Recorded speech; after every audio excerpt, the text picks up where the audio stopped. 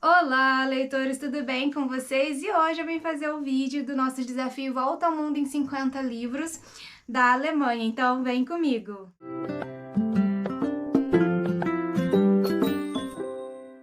E aí, pessoal, como é que vocês estão? Então, finalmente, depois de um ano lendo o A Montanha Mágica, do Thomas Mann, o livro da Alemanha do nosso desafio Volta ao Mundo em 50 livros, eu finalmente estou aqui para dar continuidade ao nosso desafio. O livro está aqui, está lido. Ai, gente, eu sei que eu demorei pra terminar de ler, mas esse livro é um livro que exige muito do leitor. Ele é um livro que tem certos momentos no livro que é bem arrastado, sem contar que é um calhamaço, são 800 e tantas páginas que valem por 2.000 páginas de livros comuns, né?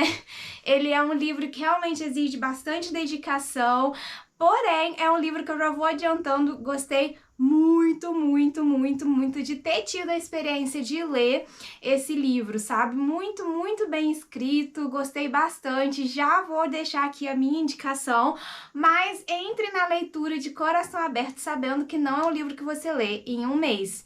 Quer dizer, se você é um leitor que tem muito tempo, que consegue terminar A Montanha Mágica em 30 dias, olha... Parabéns pra você, você provavelmente lê muito rápido. Eu estou aqui também com o próximo livro do nosso desafio e também para mostrar a listinha, né, da onde eu tiro as indicações, mas vou deixar isso daqui pro final do vídeo. E vamos lá, gente. Essa edição que eu tenho aqui é a edição da Companhia das Letras, tá? A Companhia das Letras tem uma coleção bem extensa da obra do Thomas Mann. Vou mostrar pra vocês como é o livro por dentro, tá? Essa aqui é o jeito que eles editaram. Vou chegar bem pertinho, vou ver se a câmera vai focar ou vamos rezar para que o foco não se perca, tá? O livro é capa dura, essa edição, toda a coleção da obra do Thomas Mann que tá saindo pela Companhia das Letras é em capa dura, é nesse estilo aqui, muda as cores, mas é nesse estilo. E, gente, o que dizer da minha primeira leitura de Thomas Mann e o que dizer da obra da Alemanha, do nosso desafio Volta ao Mundo em 50 livros. Gente, eu gostei demais, eu achei que o Thomas Mann escreve muito bem, porém, eu achei que o livro, em algumas partes, ficou bem arrastado. O Thomas Mann, ele inclui muitos detalhes de todas as personagens aqui do livro, e ele inclui diálogos muito extensos e muito detalhados. Na verdade, eu virei fã dos diálogos do Thomas Mann, mas alguns capítulos que eram capítulos mais descritivos, eu achei que ele deu uma enrolada, tipo, informação demais que, tipo assim, eu não precisava ler exatamente o que o Hans Castorp, gente, vai ser difícil ficar falando esse nome, eu não precisava ler exatamente o que o Hans, que é a personagem principal deste livro, estava lendo quando ele decidiu estudar medicina através dos livros do sanatório. E aí, no capítulo, né, que o Hans decide estudar medicina e tal, o Thomas Mann, que é o autor, colocou ali exatamente o que estava escrito no livro que o Hans estava lendo. Então a sensação era que você estava lendo o livro que ele estava lendo. Porém, era um livro chato, eu não precisava saber de todas as descrições biológicas e do corpo humano que ele estava buscando saber. Então eu acho que tem alguns capítulos que tem umas informações que, tipo assim, a gente poderia viver sem e a obra ainda seria magnífica. Eu considero esse livro um dos livros mais bem escritos que eu li, porém, foi o livro que mais me exigiu. Gente, esse livro aqui eu acho que me exigiu mais do que os versos satânicos, sabe? Os versos satânicos, ele ainda tinha um quê de comedinha. Os versos satânicos pra mim só funcionou quando eu peguei a edição no original pra ler, né? Em inglês, na verdade. Mas é isso, tipo assim, eu acho que se eu tivesse que fazer ou falar sobre algum ponto negativo desse livro aqui, é isso. É que alguns capítulos, tipo assim, a gente não precisava saber exatamente o que estava escrito no livro, a gente só precisava saber que o Hans decidiu estudar sobre o assunto medicina e que ele estava lendo livros e que ele descobriu uma ou outra informação nos livros, mas não. Todo o conteúdo do livro que ele estava lendo está aqui. Então, assim, às vezes não era tão necessário, mas quem sou eu reles mortal para falar da decisão de Thomas Mann de botar ou não essa informação aqui. Com certeza o fato dele ter botado essa informação aqui tem um significado muito grande, muito maior que eu, leitora comum, achei desnecessário, mas que provavelmente tem todo um contexto aqui que as pessoas que estudam essa obra vão saber explicar, né? Mas já pulei aqui, já me adiantei como eu sempre faço, vou falar um pouquinho do enredo, né, da história do livro A Montanha Mágica. Então, como que o livro começa? O livro começa falando da nossa personagem principal, o Hans Castorp. Ele é um alemão burguês, né, ele nasceu de família com posses, nunca teve um dia assim de passar necessidades na vida, sempre teve o que ele precisou, porém, ao mesmo tempo que financeiramente ele sempre foi muito bem obrigada, né, tipo assim, ele nunca passou dificuldades financeiras, sempre foi ali de classe média alta, ele passou, desde pequenininho ele teve perdas muito grandes, ele perde a mãe quando muito pequeno. Um ano depois, o pai dele também morre, e aí ele vai morar com um avô, que era um homem muito rico ali na época, e o avô também, depois de alguns anos, vem a falecer. Então ele acaba ficando, assim, aos cuidados de alguém da família de um tio. E esse tio acaba cuidando da herança dele, até que cuida bem. Ele realmente recebe ali os dividendos. O tio dele realmente entende um pouco de finanças, aplica o dinheiro dele. E o Hans realmente recebe esse dinheiro, né? O que o dinheiro dele da herança rende, ele realmente recebe. Então, assim, não tem nenhuma tramóia ali na família. Até porque o tio dele também é muito abastado, tem muito dinheiro. E ele é esse burguês. Aí ele entra na faculdade de engenharia, faz ali o curso, e quando ele vai trabalhar, né, quando ele já terminou a faculdade e ele ia começar a trabalhar, ele começa a se sentir um pouco mal. O médico ali da cidade, né, da planície, como nós vamos falar sobre o lugar onde ele morava na Alemanha, que é a planície, né, é onde você não está nas montanhas.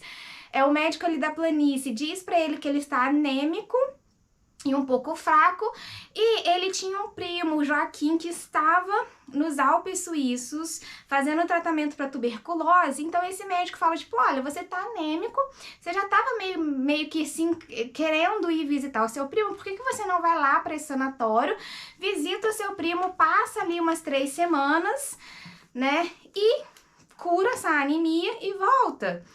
E aí o Hans decide ir, sabe? Para contexto histórico, essa história, a história do A Montanha Mágica, se passa na década de 20, né? Antes do começo da Primeira Guerra Mundial, a gente vai, durante, né, a leitura do livro, você vai vendo que essa guerra está se aproximando, que a sociedade já está ali, tipo, modificando. Eles lá no sanatório, no alto dos Alpes suíços, começam a ouvir os burburinhos, ler coisas no jornal, né? O primo do Hans, que é o Joaquim, ele está decidido que ele vai virar um soldado. Na verdade, ele tinha se alistado e não podia cumprir ali o alistamento porque ele estava doente, e aí ele foi para esse sanatório para se curar, e a ideia do Joaquim era se curar o mais rápido possível para poder voltar e ir para a guerra, né, servir como soldado. Esse era o grande orgulho e a vontade do Joaquim, que era servir como soldado, mas ele estava doente, tinha que se tratar. Então, assim, você já começa a sentir sinais ali de que a Primeira Grande Guerra está se aproximando, mas ela não chega tão rápido assim, né? Principalmente pro Hans, ela não chega tão rápido assim. Tem os burburinhos, muito se é debatido, você começa a sentir também a diferença ou as opiniões das pessoas. Por exemplo, principalmente a opinião do Hans, que é um alemão, burguês, em relação aos russos, em relação às pessoas de outros países, até mesmo do Settembrini, que acaba virando o grande mentor ali do Hans. Durante o livro. O Settembrini é um italiano que não é tão abastado assim. O Settembrini, ele é uma figura que eu acho que ele é um dos poucos pobres que vão... Pobre entre muitas aspas, né? Classe média baixa, que vai parar lá nesse sanatório Porque o Setembrino, ele tá sempre com a mesma roupa e fica bem evidente pro Hans que ele não é uma pessoa que tem muito dinheiro, que ele tem condições de pagar ali o tratamento no sanatório, mas é isso, tipo assim, o dinheiro do Setembrino é o suficiente pra pagar o próprio tratamento e é isso aí. Ele tá sempre com o mesmo terno todos os dias da vida dele, porque ele não tem condições igual as outras pessoas que estão ali no sanatório. Então, assim, meio que... Você vê que no começo o Hans até meio que dá uma desnobada no Setembrino, mas é o Setembrino que é uma pessoa já adulta, de mais idade, e é um grande literato ali, acaba botando o Hans no lugar dele e acaba virando o grande, assim, mentor do Hans ali durante a história. Setembrino, pra mim, é a melhor personagem, amei, adoro quando ele começa a puxar a orelha do Hans e dar umas ensinadas pra ele sobre a vida, o universo e tudo mais, assim, sabe? Gostei bastante, então... O Hans, no começo da história, quando ele decide ir visitar o primo, ele tem 22 anos, né? O livro aqui no começo fala, tipo assim, o nosso... eu acho que fala personagem, né? O nosso objeto ali de estudo da história, porque o narrador... Isso é muito legal, uma das coisas que eu gostei bastante do livro. O narrador deixa... bem claro que ele vai falar do Hans, ele vai ser o mais honesto possível sobre essa personagem principal, porque é da vontade do narrador que a gente conheça o Hans verdadeiramente, que a gente conheça a real e verdadeira história dessa personagem, né, do Hans. E o narrador não tem papas na língua, realmente. Quando ele tem que demonstrar as características negativas do Hans, ele demonstra. Quando ele tem que falar que nisso, o Hans é uma pessoa que é uma pessoa boa, é uma pessoa... Tanto ele elogia quanto critica, ele não... o narrador, ele não passa pano e nem... faz com que o Hans Castorp seja descrito como uma pessoa super boa ou super má. É tipo, essa é a realidade sobre esta pessoa e esta é a história verdadeira do que aconteceu. Então a gente já sabe que a gente meio que tem um narrador que quer contar a verdade. Não é um narrador em primeira pessoa, é um narrador que de tudo sabe e ele realmente joga as verdades aqui na história, né? Ele conta tintim por tintim do que acontece com o Hans. E, gente, detalhes e detalhes e detalhes. O livro, essas primeiras 3 semanas que o Hans planejou ficar lá, elas demoram, sei lá, umas 300 páginas para acontecer. O narrador, né, tipo, o Thomas Mann, ele conta dia por dia da história do Hans, desde que ele chega no sanatório até terminar essas 3 semanas, a gente vai saber direitinho o que acontece. Quando ele acorda, o que ele faz quando ele acorda, como que são as conversas com o Joaquim, como que são as conversas com o Setembrino. Então você sente essa primeira parte do livro, que é a parte que ele está ali na esperança de que, olha, vou ficar 3 semaninhas aqui, vim visitar o meu primo, vou curar essa anemia e vou embora. Porque a sensação do Hans quando ele chega lá no sanatório é essa, tipo assim, o meu propósito é ficar aqui só esse curto período de tempo. Então o narrador se demora pra contar. E esse livro, gente, na minha opinião... sobre o que o livro se trata quando você aprofunda um pouco além da história que tá ali na superfície. Porque a história que tá na superfície é sobre o Hans, que decide visitar o primo no sanatório, ficar 15 dias, depois descobre que esses 15 dias vão se estender e ele vai ficando, né? Então, a história, o enredo é esse. Porém... quando você vai aprofundando ali, é um grande livro sobre o tempo, sobre a passagem do tempo, sobre como a passagem do tempo pode ser sentida de diferentes maneiras. Para algumas pessoas o tempo passa rápido, para outras pessoas o tempo passa muito devagar. Às vezes o tempo passa devagar para aquela pessoa e depois de um e depois de algum período de tempo, o tempo começa a passar muito rápido. Então, assim, o que eu achei brilhante na escrita do Thomas Mann é que ele faz o leitor sentir essa passagem de tempo do mesmo jeito que o Hans sente. Então, esses 15 primeiros dias, não, essas 3 primeiras semanas Pro Hans, passam muito devagar, porque ele chega da planície, né? Ele chega ali da Alemanha para os Alpes suíços com o ritmo de uma pessoa que estava estudando, que ia trabalhar, que tinha uma vida meio que agitada ali. O tempo passava um pouco mais rápido para ele quando ele estava na planície. Quando ele vai visitar o primo, ele chega ali na estação de trem, o primo leva ele pro sanatório, e aí o Joaquim, que é o primo, né, começa a explicar como que é o dia a dia ali no sanatório, e eles têm uma vida regradinha ali, tipo assim, tal horas você acorda, aí você toma um café, aí você faz a primeira caminhada, aí você tem um descanso da manhã, aí depois do primeiro descanso da manhã você se prepara para o almoço, aí tem o último... Então, assim, a vida ali naquele sanatório, ela é bastante regrada e todo mundo que tá ali doente tentando se cuidar meio que aceita esse dia a dia regradinho ali como o tratamento, como parte do tratamento, além, né, dos remédios, dos exames e tudo mais. Então, quando o Hans chega ali e ele vê que a vidinha de todo mundo é arrastada, é lenta, tipo assim, as pessoas não têm contato com a planície, né, com o mundo fora ali das montanhas, e é todo mundo meio que fofoquinha de todo mundo, é aquele mundinho fechado. O tempo para eles ali dentro do sanatório passa devagar. E aí, como o Thomas Mann descreve o dia a dia deles nos mínimos detalhes, ele coloca aqui no livro todas as conversas.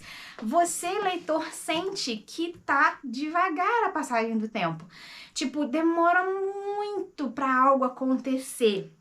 Então, na minha opinião, isso foi proposital, não sei, né, não li nenhuma biografia do Thomas Mann, mas eu sinto que quando ele escreveu o livro, ele quis fazer com que o leitor tivesse essa sensação de, se o tempo está passando devagar para o Hans, esta leitura tem que ser devagar e arrastada para o leitor sentir essa passagem demorada do tempo. E aí, quando a história vai evoluindo, o Hans, né, chegando no final dessas 3 semanas, ele faz alguns exames e descobre que realmente tem alguma coisa ali no pulmão, né, que tem uma mancha ali no exame dele, e aí também ele já tá numa fase que ele tá meio apaixonado ali pela Cláudia, e aí ele decide que ele vai ficar. Quando ele decide que ele vai ficar mais do que ele intencionava, o tempo começa a passar mais rápido pra ele porque ele se adequa àquela vidinha, e ele começa até certo ponto gostar daquela vidinha.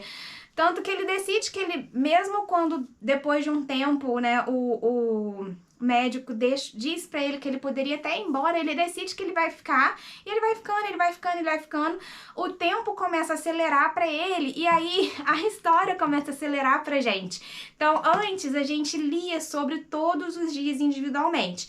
Depois, os dias não são mais descritos individualmente, você começa a ter saltos de meses, tipo assim, e aí 3 meses depois, e aí 5 meses depois, e aí uma estação depois, e aí um semestre depois. Então, tipo assim, você já começa a saber detalhes de um ano.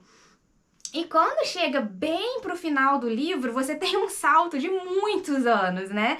E aí você descobre, e spoiler, bom, não sei se tem como ter spoiler de um livro que é clássico e tão famoso assim, mas enfim, prepare-se para o spoiler, tá?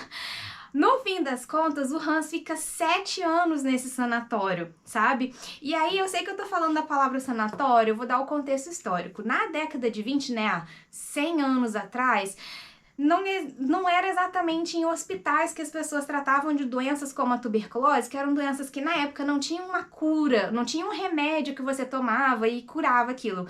Não existia antibiótico na época, né? Então, o que era o tratamento da época? Quando você tinha dinheiro, como o Hans tinha, você ia para um lugar perto da natureza, no qual você ia respirar ar puro, fazer caminhadas num lugar bonito o objetivo mesmo era ir para um lugar com ar puro, porque eles sabiam que a tuberculose era uma doença ali no pulmão, né? E então a ideia era se afastar da sociedade, ir para um lugar tranquilo, que você pudesse ali comer comida saudável entre aspas, porque na época, né, o que eles sabiam sobre comida saudável era diferente, tipo assim, eles deixavam os pacientes beber bebida alcoólica, os pacientes fumavam dentro do sanatório.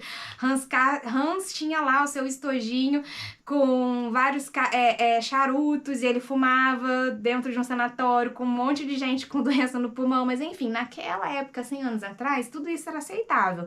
Mas o plano para quem tinha dinheiro e pegava esse tipo de doença era ir para um lugar que a pessoa ia sair do corre-corre do dia a dia, um lugar bonito na natureza, respirar ar puro e ter atendimentos ali com o médico e ir fazendo paliativos, né? Tinham alguns medicamentos, mas nenhum deles era tipo antibiótico, nenhum deles era realmente muito efetivo, né? Não existia cura da tuberculose na época, era tipo assim, vamos ir tratando do seu corpo e esperar que o seu corpo combata aquela doença ali, era meio que isso, né? E aí quem não tinha dinheiro não ia para um lugar bacana de ar puro. Então, o que era um sanatório há 100 anos atrás? O sanatório era um lugar como se fosse um hospital para pessoas com dinheiro que poderiam ficar ali recebendo tratamentos paliativos para tuberculose ou doenças afins que não tinha cura. Então, a pessoa ela tinha como...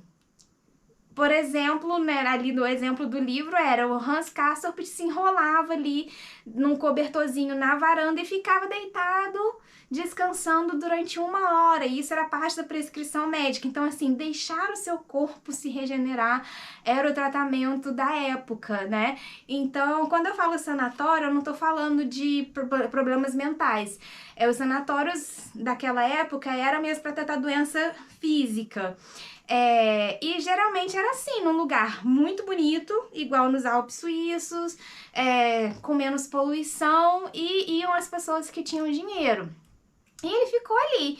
E aí ele foi acostumando com aquela vidinha, ele foi fazendo amigos, ele fez, né, muita amizade com Settembrini, ele fez amizade com outras pessoas que moravam ali, e ele foi criando um estilo de vida. E como o Hans Castorp, ele nasceu de uma família com dinheiro, ele nunca tinha trabalhado na vida, sempre teve empregado, pra ele se acostumou com aquela realidade ali. Lá no sanatório ele não precisava trabalhar, ele não precisava fazer nada. Tipo assim, tinha quem limpava, tinha as enfermeiras, tinha a cozinheira. Ele se adequou àquela vidinha. E também, uma coisa que eu achei muito interessante no livro é que toda vez que uma pessoa nova chegava, por exemplo, quando Hans chegou, ele achou muito estranho aquele dia a dia do sanatório, e quando o Joaquim, que era o primo que já estava lá, eu acho que 6 meses, e explicando aquilo e aquelas ações do dia a dia deles ali no sanatório como fato, o Hans achava muito esquisito. Ele falou assim, nossa, eu nunca vou fazer isso, tipo, vocês são muito estranhos. Só que depois da primeira semana ele já foi adquirindo alguns hábitos de todo mundo ali. Na segunda semana, mais ainda. Pra terceira semana, o sanatório, a sensação que eu tenho é que o sanatório ali funcionava, aquele mundinho, meio que engolia as pessoas no sentido de que não importa o quão estranho a pessoa achasse ali no começo, ela ia acabar sendo convencida de que aquilo era normal e ela ia ficar e ela acaba ficando viciada, entre aspas, naquele estilo de vida. E isso acontece com todas as pessoas que não vão embora rápido do sanatório. A sensação que dá é que chega um ponto de que aquele sanatório fica meio que uma seita ali, tipo, é um mundinho que as pessoas acreditam tanto naquilo e elas estão tão acostumadas àquilo, quando chega uma pessoa nova, parece que tipo assim, é uma nova pessoa para a seita, uma nova pessoa para acreditar em tudo isso e agir dessa forma.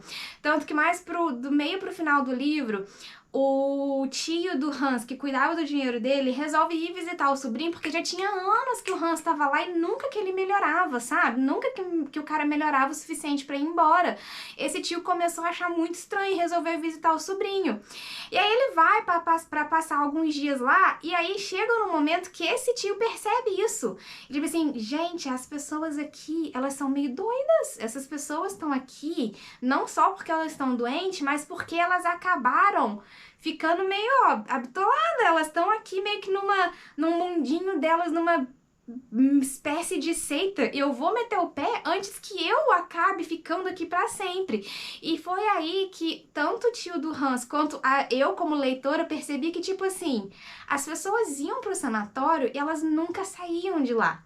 Porque o único jeito dessas pessoas saírem de lá era ou dando uma desculpa, tipo, pro médico e meio que indo sem o médico deixar essa pessoa ir embora, e daí passava um tempo, a pessoa piorava o suficiente pra ter que voltar, então essa pessoa nunca de fato ia embora de vez, ela sempre saía por conta própria sem autorização médica e acabava voltando, então não tinha uma escapatória ou a pessoa morria.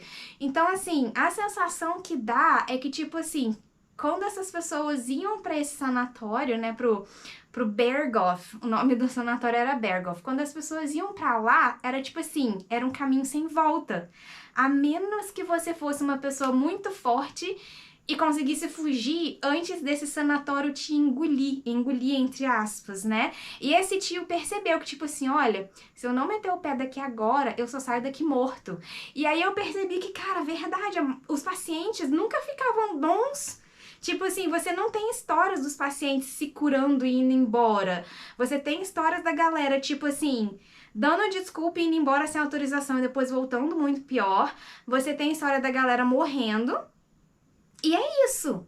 Em alguns poucos parágrafos existe a frase do tipo assim, ai, aí o fulano foi embora e se restabeleceu. Mas assim, as pessoas que ficavam meio que não davam aquela importância. Era como se, tipo assim, as pessoas já esperassem que elas não iriam embora dali. Então tem um quê de meio macabro, não macabro porque a história não é de terror, mas eu tive essa sensação do tipo assim, caraca, as pessoas vão pra lá e nunca saem, ou elas morrem, ou elas ficam lá, tipo, e foi o que aconteceu com o Hans, tipo assim, teve que acontecer uma coisa muito fora do normal pro Hans sair, e aí é o final do livro, né?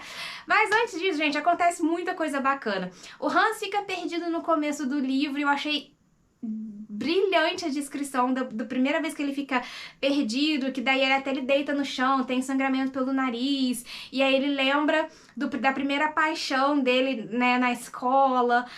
Essa parte dele ficar perdido, a primeira vez que ele fica perdido, eu achei muito mais impactante pra mim do que o capítulo Neve, que é outro capítulo que ele fica perdido no meio de uma nevasca, que é um capítulo que eu acho que é bem famoso, todo mundo fala muito bem. São dois capítulos muito, muito bons, muito bem descritos, mas o primeiro, pra mim, foi muito mais impactante do que o segundo, apesar da escrita e da descrição do Thomas Mann ser maravilhosa. A sensação é que você está lá no meio da nevasca junto com o Hans, tá? Igual da primeira vez que ele fica perdido ali, que ele lembra lá do primeiro amor de infância e tudo mais, depois senta no banco, fica pensando sobre a vida, tem o sangramento ali, que é meio quando ele começa a desconfiar de que não é só anemia que ele tem. Aquele primeiro capítulo também foi tão bem escrito, não é o primeiro capítulo, né, tipo, a primeira vez que ele fica perdido, foi tão bem escrito que me impactou. Se eu fecho o olho, eu consigo imaginar a cena de novo.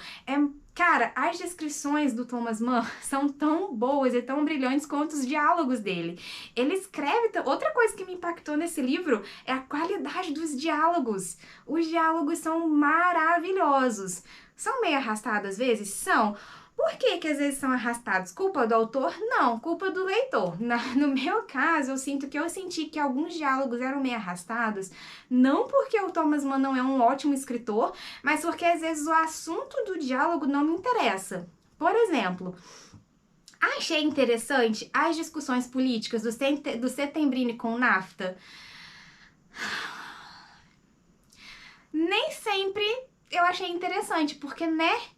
É a mesma coisa de sempre, uma pessoa de direita brigando com uma pessoa de esquerda. Porém, eu até falei em alguns dos vídeos aqui pra trás, o que eu achava muito legal naquela época é que os dois, eles tinham ideias muito opostas, né, o Settembrini e o NAFTA, eles discutiam, mas discutiam no sentido de debater as ideias, e no final eles estavam amigos e gostavam um do outro. E aí eu gostei muito disso, porque eles tiveram vários debates, né, tipo diálogos homéricos sobre vários assuntos, tipo política, religião, a vida, a morte, e assim, eles sempre debatiam, cada um com a sua opinião. Chegava num ponto que os dois viam que ia passar de um limite, eles falavam assim, não, beleza, ok, tá de boa, vamos parar por aqui.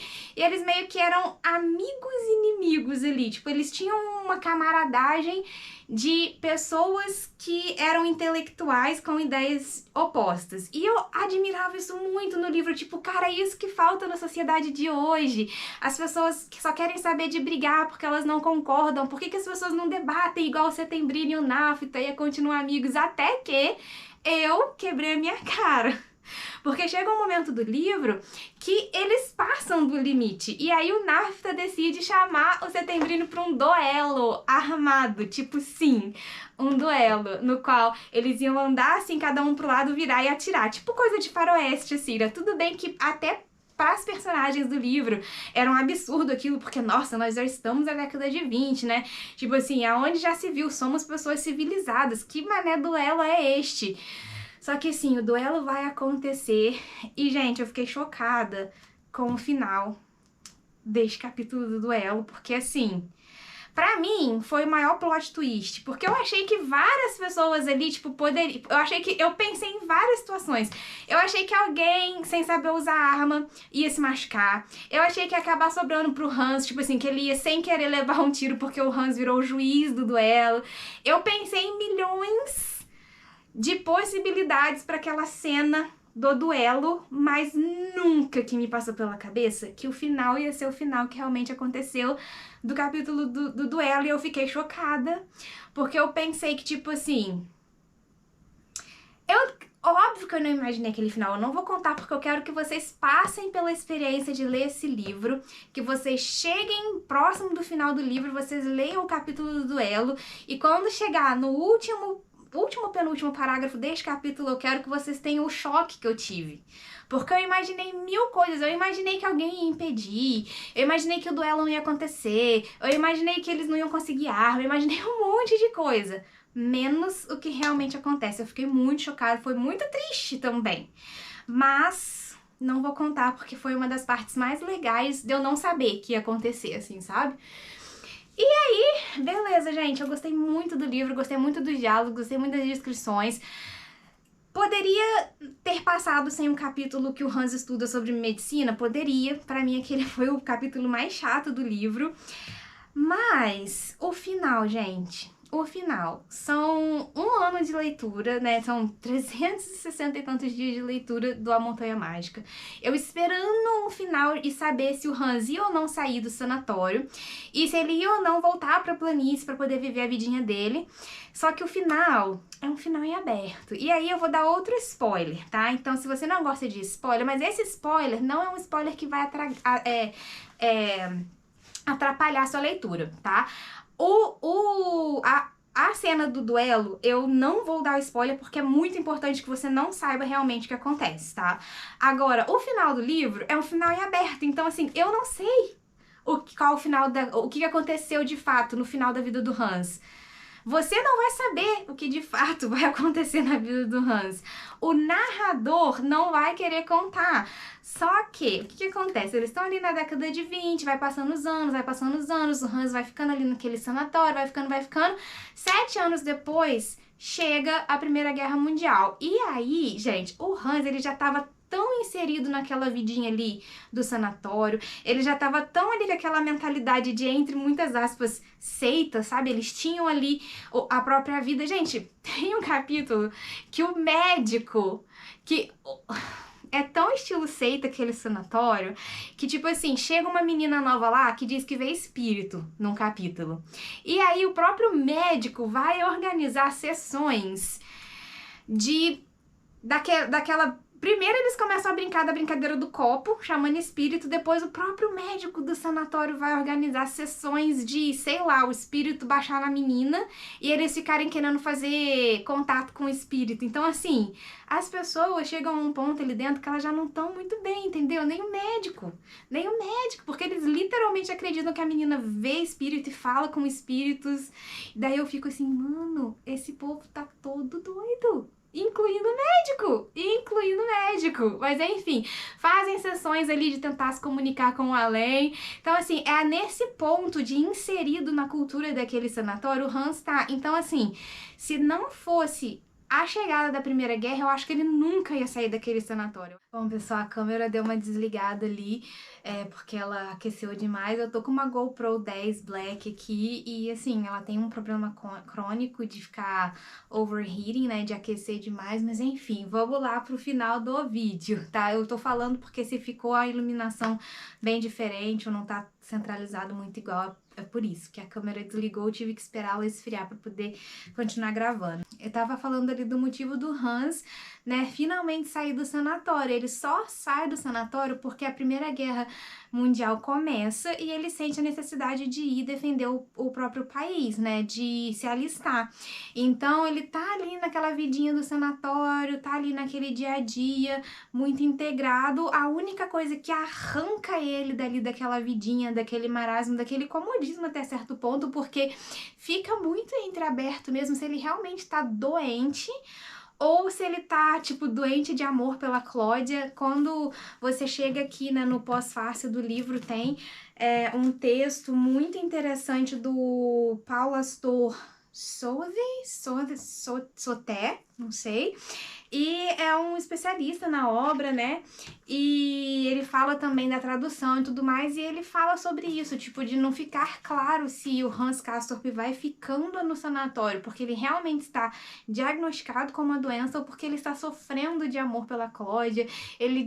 O Hans fala muito sobre ter ficado ali para esperar a Cláudia voltar, porque chega um momento que ela sai do sanatório e é esperado que ela volte, porque ela não saiu do sanatório curada, ela saiu porque ela quis mesmo, tipo, peitar o médico e descer, tanto que ela volta um tempo depois doente ainda.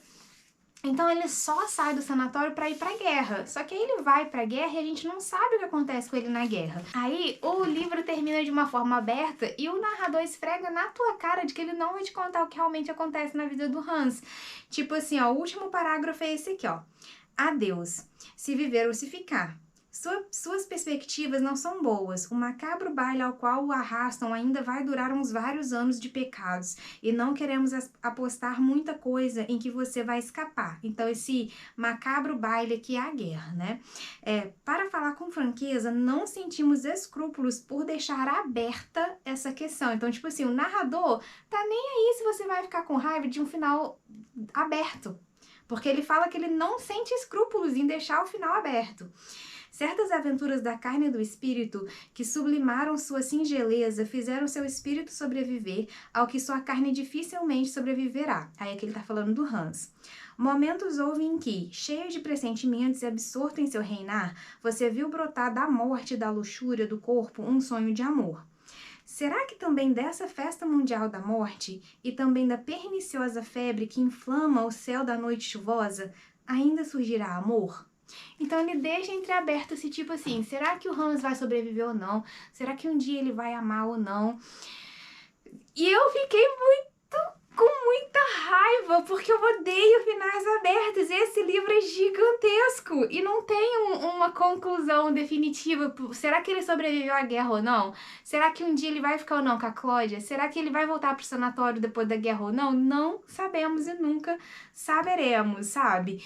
Então é isso, gente. É um livro de 800 páginas que você vai levar muito tempo para ler e que tem um final aberto. Porém, gente, é um livro que vale muito a pena, porque ele é muito bem escrito, ele é muito bonito, tem umas passagens muito bonitas e a própria ideia de ser um livro que nas entrelinhas é sobre a passagem do tempo, pra mim isso é muito bonito, é muito interessante. Aí aqui na página 622, o próprio autor fala sobre o livro ser sobre o tempo. Ele fala assim, olha: pode-se narrar o tempo, ele próprio, o tempo como tal, em si mesmo? Não, de fato não. Algo assim seria um arrojo insano. Ante uma narrativa que rezasse, o tempo decorria, escoava, seguia seu curso e assim por diante, não haveria quem de sã consciência pudesse chamá-la de narrativa. Então aqui ele tá meio que debatendo, será que a gente pode criar uma história sobre o tempo? E aí na página 623 ele fala: Ora, é assim que a narrativa logra proceder com o tempo, de um modo congênere ao desses sonhos oriundos do vício. É assim que ela trata. Mas, uma vez que ela pode tratá-lo, né, uma vez que a narrativa pode ser sobre o tempo, fica evidente que o tempo, elemento da narrativa, também pode tornar-se objeto dela. Então, o tempo aqui na narrativa, ele pode ser tanto o elemento da narrativa como o objeto da narrativa. E caso seja exagero afirmar que se possa narrar o tempo, né, entre aspas, por certo, não constitui iniciativa totalmente absurda, como nos pareceu de início, a de querer